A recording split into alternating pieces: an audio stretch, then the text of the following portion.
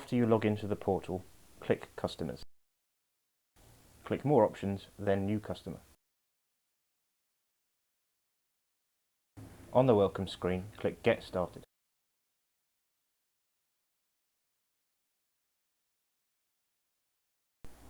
Now fill in the customer details.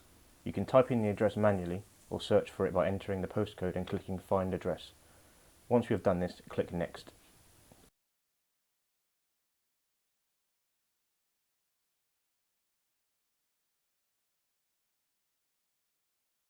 On the invoicing screen, click Next.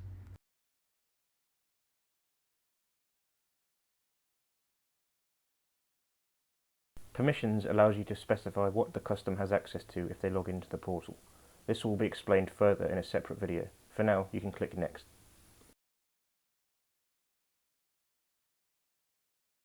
Here you can set the call tariff for the customer. The default is pence per minute. To inquire about specific call bundles, please contact our sales team. Click Next. Check the site details are correct, then click Next.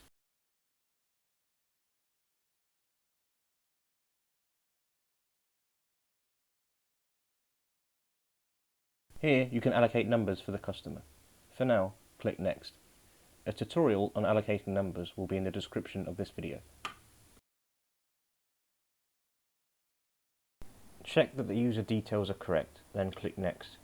You can add more users when required after the setup. Review the details and click Next. You can change these details later if required.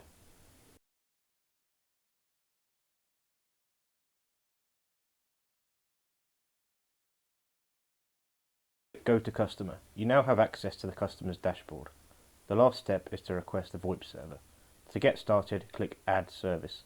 Click Choose Site. From the list of options, select VoIP Service, then click Next.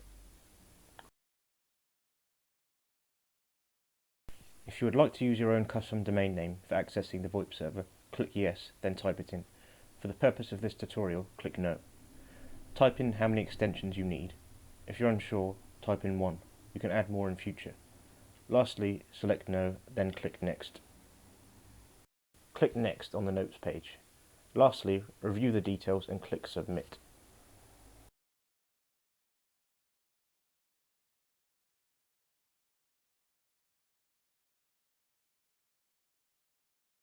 Our support team will now review the VoIP service request. This can take up to 2 hours, however if it's urgent, feel free to call us and we'll activate it for you. When this has been activated, you will see a VoIP server link underneath the Services drop-down option.